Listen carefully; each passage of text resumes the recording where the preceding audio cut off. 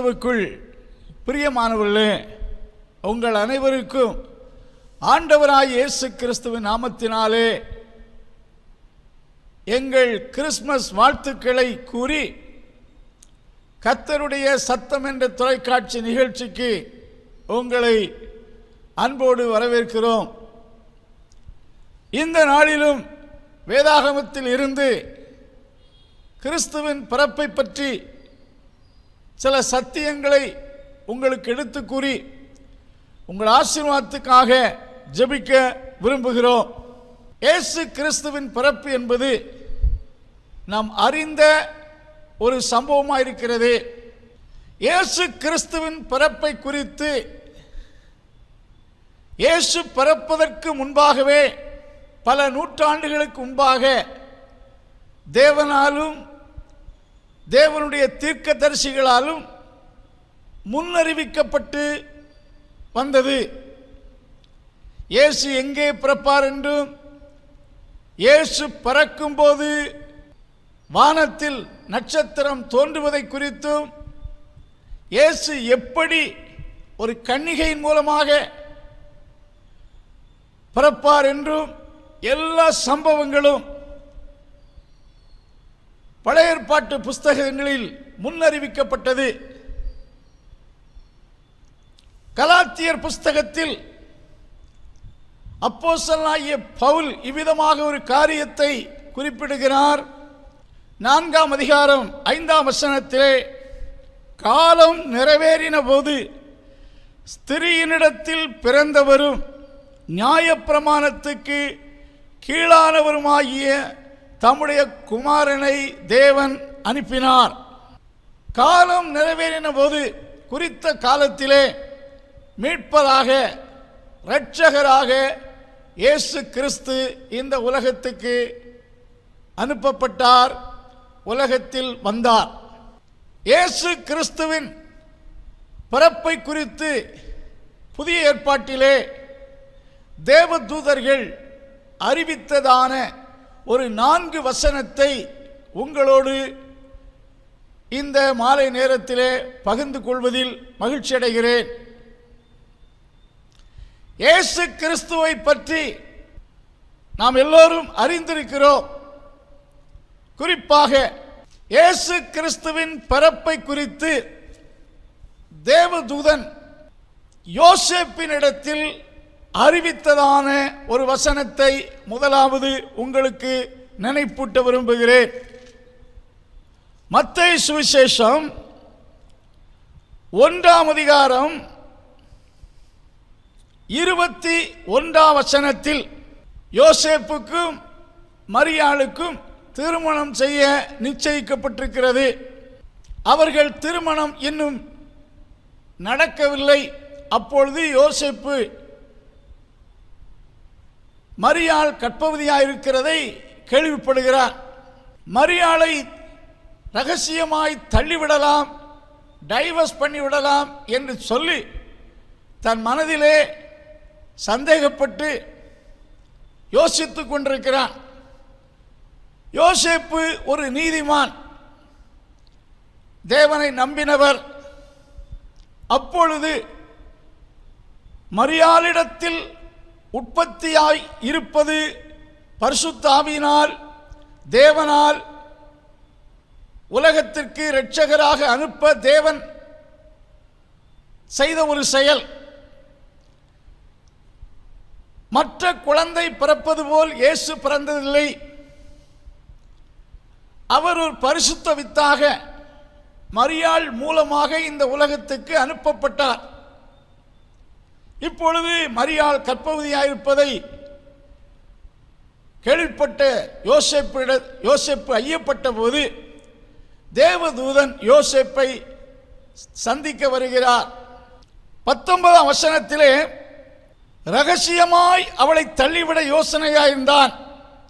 அவன் இப்படி சிந்தித்துக் கொண்டிருக்கையில் கர்த்தருடைய தூதன் சொப்பனத்தில் அவனுக்கு காணப்பட்டு, தாவீதின் குமாரன் யோசேப்பே, நீ உன் மனைவியாகிய மரியாளை சேர்த்துக்கொள்ள ஐயப்படாதே, அவளிடத்தில் உற்பத்தியாயிருக்கிறது பரிசுத்த ஆவியினால் உண்டானது.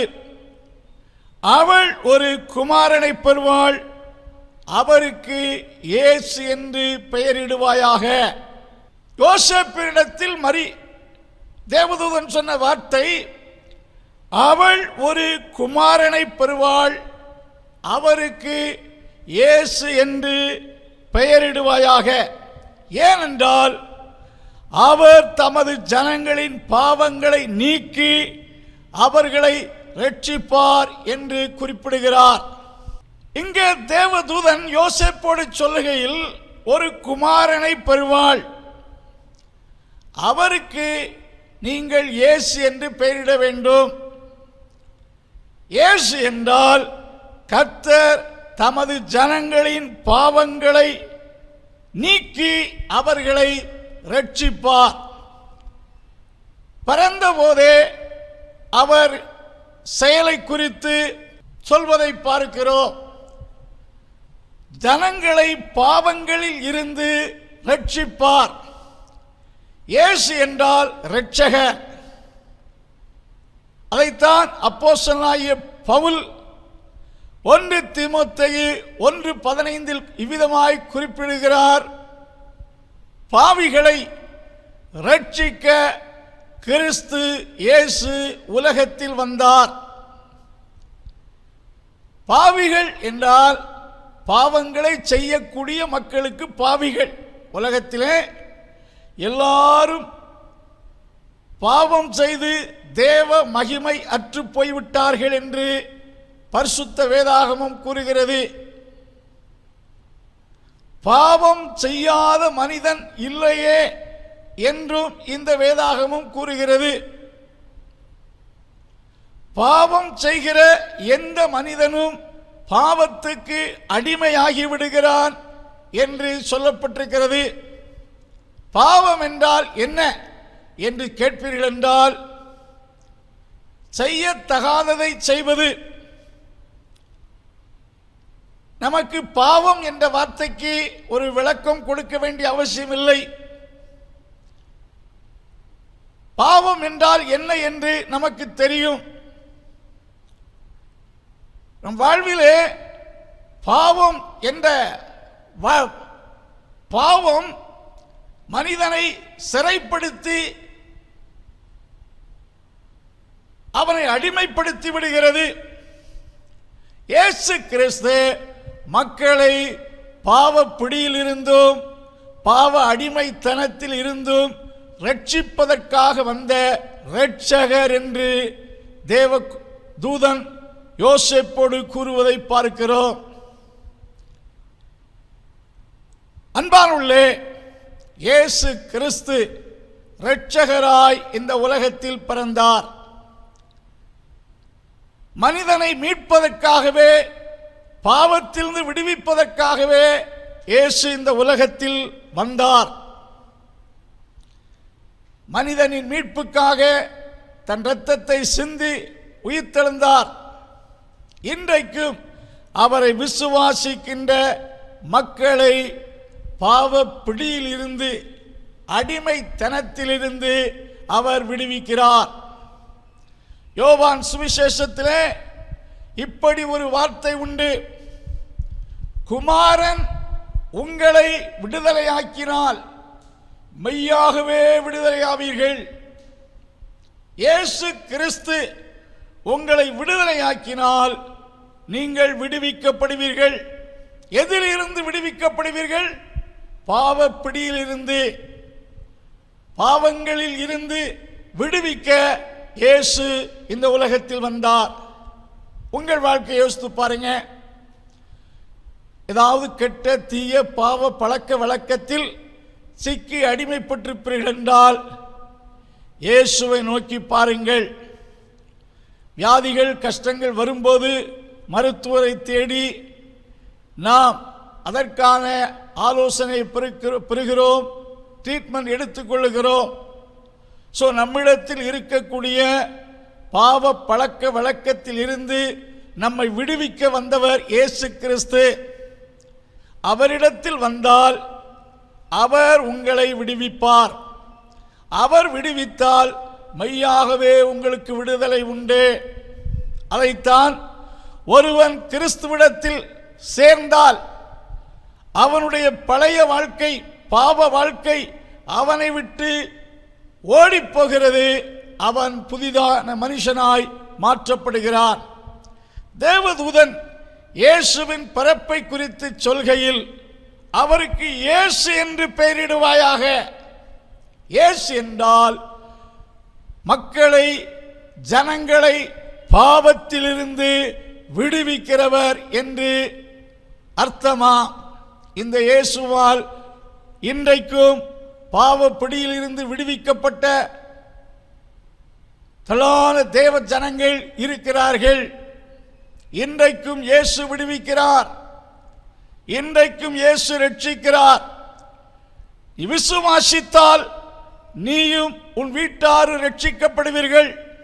இந்த கிறிஸ்துமஸ் நாளிலே இயேசு கிறிஸ்து என் மீட்பராக வந்தார், என் பாவத்திலிருந்து விடுவிக்க என்னை வந்தார் என்று உண்மையாய் உள்ளத்தில் விசுவாசித்து அவரை தேடுவீர்கள் என்றால் அவர் உங்களை விடுவிப்பார். அந்த ஒரு விடுதலை எல்லோருக்கும் தேவையாயிருக்கிறது. எல்லோரும் ரட்சிக்கப்படவும் சத்தியத்தை அறிகிற அறிவை அடையவும் இயேசு கிறிஸ்து சித்தமுள்ளவராயிருக்கிறார். இந்த மகா பெரிய ரட்சிப்பை ஆண்டவர் ஒவ்வொருவருக்கும் கொடுக்கிறார். இரண்டாவதாக, தேவதூதன் மரியாளிடத்தில் சொன்ன ஒரு வார்த்தையை நான் நினைப்பூட்ட விரும்புகிறேன். லூக்கா சுவிசேஷம் 1ஆம் அதிகாரம் 30ஆம் வசனத்தில் மரியாளிடத்தில் கபிரியேல் என்ற தேவதூதன் வந்து, மரியாளே பயப்படாதே, நீ தேவனிடத்தில் கிருபை பெற்றாய். இயேசுவின் பிறப்பை குறித்து மரியாளிடத்தில் பேசின தேவதூதன் அவளை பார்த்து சொல்லும் வார்த்தை, பயப்படாதே, தேவன் கிருபை நீ பெற்றிருக்கிறாய். உனக்குள்ளே உருவாக்கப்பட்ட இயேசு தேவகுமாரன். தேவ கிருபையினாலே அந்த இயேசு உனக்குள்ளாய் வந்திருக்கிறார். ஆகையினாலே நீ பயப்படாதே. லூக்கா சுவிசேஷம் 2ஆம் அதிகாரம் 8ஆம் 9ஆம் வசனத்திலே, மேய்ப்பர்கள் தங்கள் ஆடுகளை காத்து கொண்டிருக்கிறார்கள். அப்பொழுது தேவதூதர்கள் அவர்களிடத்தில் வந்து அவர்களோடு சொல்லும் வார்த்தையை நீங்கள் பார்ப்பீர்கள் என்றால், பயப்படாதிருங்கள். 2ஆம் அதிகாரம் 10ஆம் வசனத்தை வாசித்து பார்ப்பீர்கள் என்றால், தேவதூதன் அவர்களை நோக்கி பயப்படாதிருங்கள். அன்பானவர்களே, இயேசு கிறிஸ்து மனிதர்களுடைய பயத்தை போக்கவும் பயத்தில் இருந்து விடுதலை கொடுக்கவே வந்தார். ஒருவனுக்குள் இயேசு பிறப்பார் என்றால், ஒருவனுக்குள் இயேசு வருவார் என்றால், ஒருவன் இயேசுவை அறிந்து கொள்வான் என்றால் அவன் பயப்பட மாட்டான். மனிதர்களுக்குள்ளே பலவிதமான பயம் இருக்கிறது. மனுஷனுக்கு பயப்படலாம், பிசாசு ஆவிகளுக்கு பயப்படலாம், எதிர்காலத்தை குறித்து ஒரு அச்சம் இருக்கலாம்,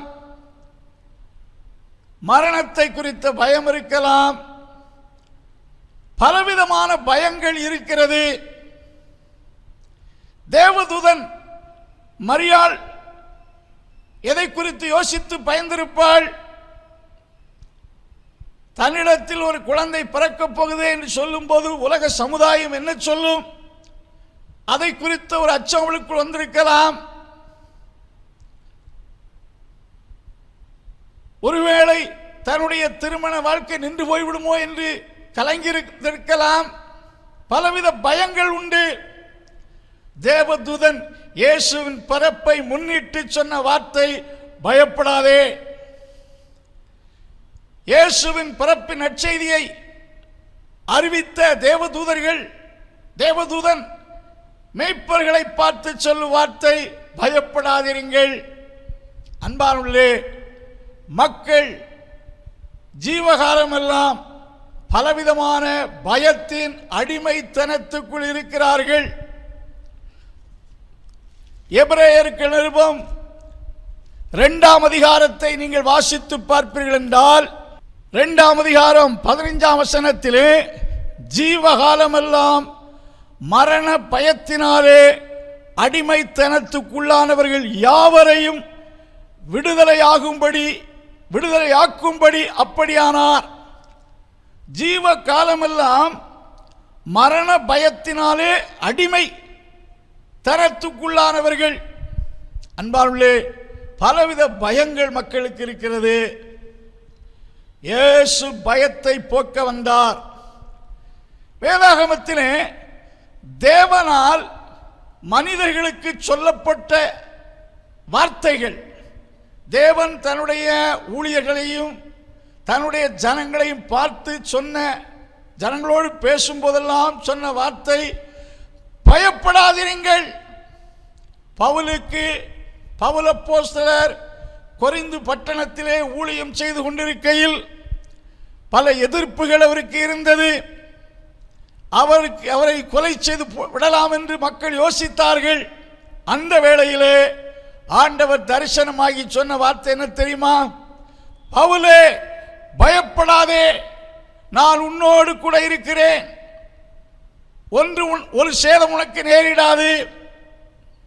பவுல் அப்போஸ்தலர் கப்பல் பிரயாணத்தில் சென்று கொண்டிருக்கிறார். ரோமாபுரிக்கு நேராக பெரிய சுழல் காற்று அடிக்கிறது.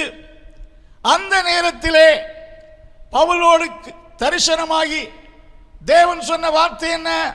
பவுலே, பயப்படாதே, பிராணச்சேதம் அன்றி உயிர் சேதம் ஒன்று உனக்கு நேரிடாது. ஆண்டவர் ஜனங்களை சந்திக்கையில் சொல்லும் ஒரே ஒரு வார்த்தை, பயப்படாதிருங்கள். ஆபிரகாமை குறித்து வேதம் சொல்லுகிறது.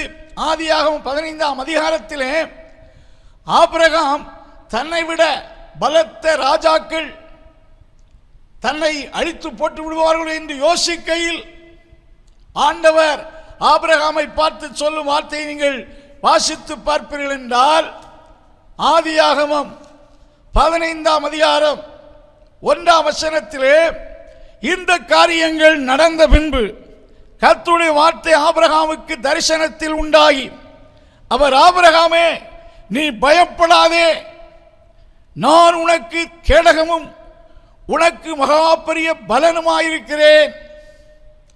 ஆண்டவர் தம் ஜனத்தை பார்த்து சொல்லும் வார்த்தை, பயப்படாதிருங்கள், நான் உங்களுக்கு உதவி செய்ய வந்திருக்கிறேன். ஏசாயா 41ஆம் அதிகாரத்தை நீங்கள் வாசித்து பார்ப்பீர்கள் என்றால், யாக்கோபு சிறு பூச்சியே, பயப்படாதே என்று உன் கரத்தை பிடித்து நான் உனக்கு சொல்லுகிறேன். சீசர்கள் கடலிலே பிரயாணம் செய்து கொண்டிருக்கும் போது ஒரு கொந்தளிப்பை, ஒரு பெரிய சூறாவளி காற்றை சந்திக்கிறார்கள். அந்த நேரத்திலே ஆண்டவர் அவர்களுக்கு சொன்ன வார்த்தை, பயப்படாதிருங்கள். ஆண்டவர் இயேசு கிறிஸ்து பயத்தை போக்கவும் பயத்திலிருந்து விடுதலையாக்கவும் இந்த உலகத்தில் தோன்றினார்.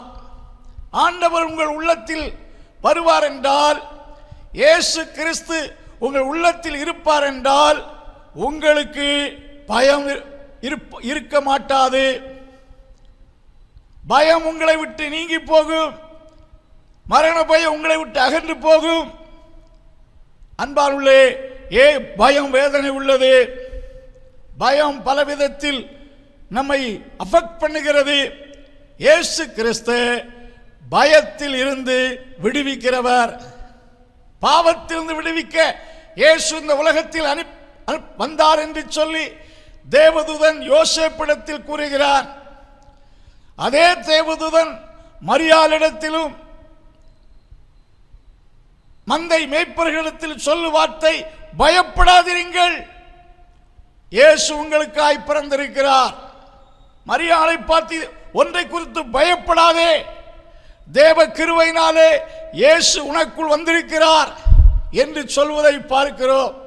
இயேசு இன்றைக்கு இந்த கிறிஸ்துமஸ் நாளிலே உங்கள் உள்ளத்தில் வருவார் என்றால், நீங்கள் இயேசுவை உங்கள் உள்ளத்தில் ஏற்றுக்கொள்வீர்கள் என்றால், உங்கள் வாழ்க்கை குறித்த பயம் நீங்கும், எதிர்காலத்தை குறித்த பயம் ஓடி போகும். பயத்தில் இருந்து விடுவிக்க இயேசு வந்தார் என்பதை பார்க்கிறோம்.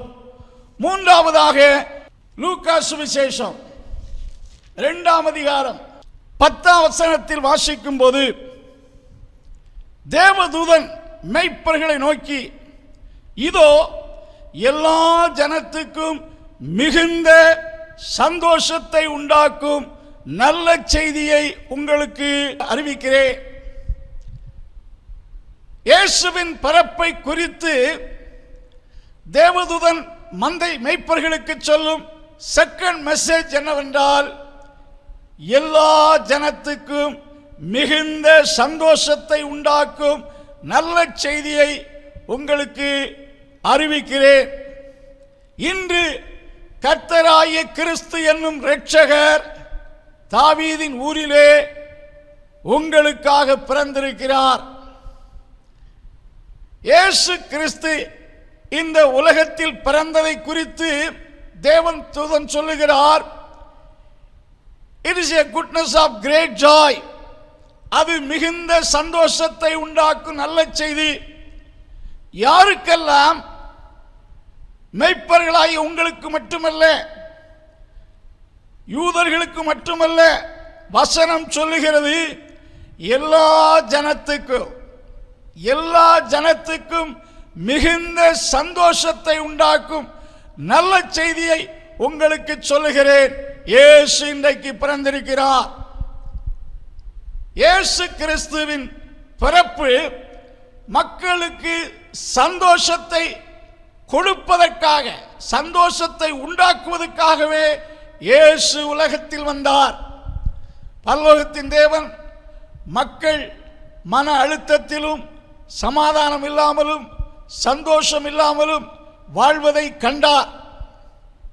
ஏனென்றால் பாவத்தின் பிடி மக்களை அமிழ்த்திக் கொண்டிருக்கிறது. அவர்களுக்கு ஒரு தெய்வீக சமாதானத்தை கொடுக்கும் ஒரு மீட்பரை இந்த பூமிக்கு அனுப்பினார். அதான் இரட்சகர் பிறந்திருக்கிறார். அன்பானுள்ளே, மிகுந்த சந்தோஷத்தை உண்டாக்கும் நல்ல செய்தி. மனிதர்களுக்கு பணம் இருக்கலாம், வேலை இருக்கலாம், படிப்பு இருக்கலாம், வசதி வாய்ப்பு எல்லாம் இருக்கலாம், உள்ளத்திலே மகிழ்ச்சி இல்லை, உள்ளத்திலே பாரங்கள் இருக்கிறது, உள்ளத்திலே நிம்மதி இல்லை. மனிதர்கள் தேவனால் சிருஷ்டிக்கப்பட்டவர்கள். ஒரு முறை ஒரு தேவ ஊழியர் இவ்விதமாக ஒரு வார்த்தையை பிரசங்கித்தார், ஒவ்வொரு மனிதர்களுக்குள்ளும் தேவனுக்கென்று ஒரு இடம் இருக்கிறது.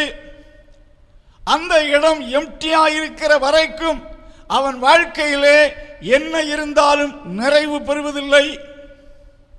தேவனுக்குரிய இடத்தில் மற்ற எதை வைத்தாலும் அது ஃபிட் ஆகாது.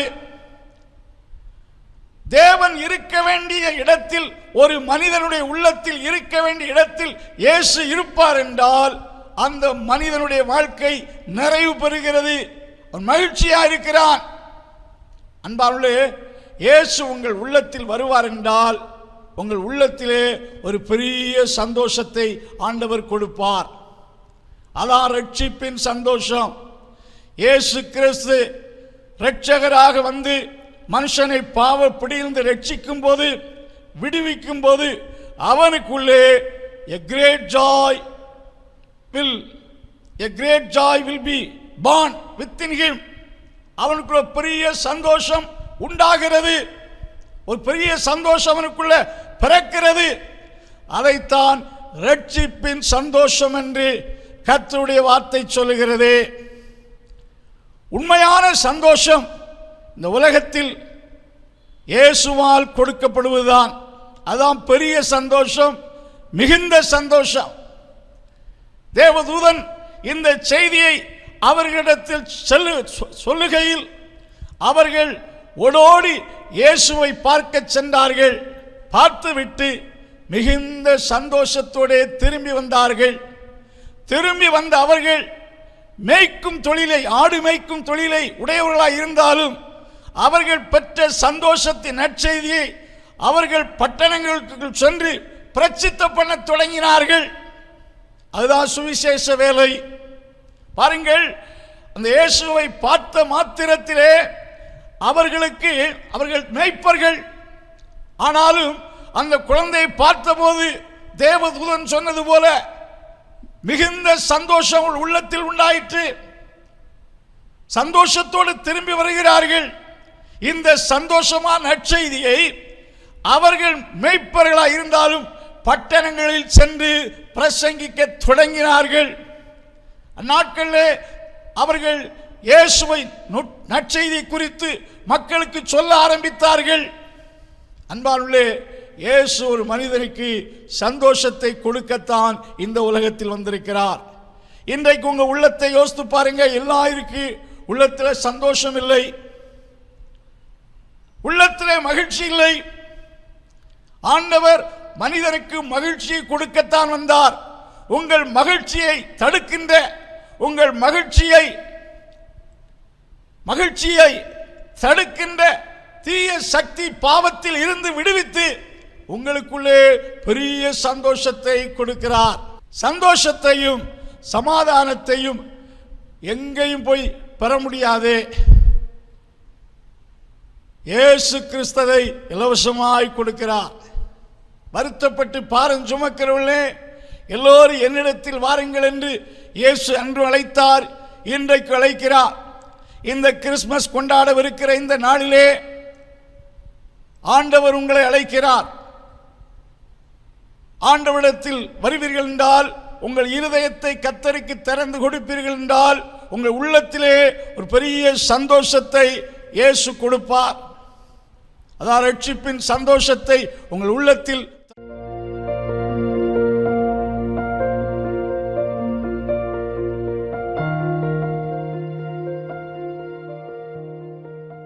சர்வ வல்லமை உள்ள எங்கள் நல்ல தகப்பனே, இந்த வசனத்தை கேட்டவர்களில் யார் யார் இன்றைய தினத்தில்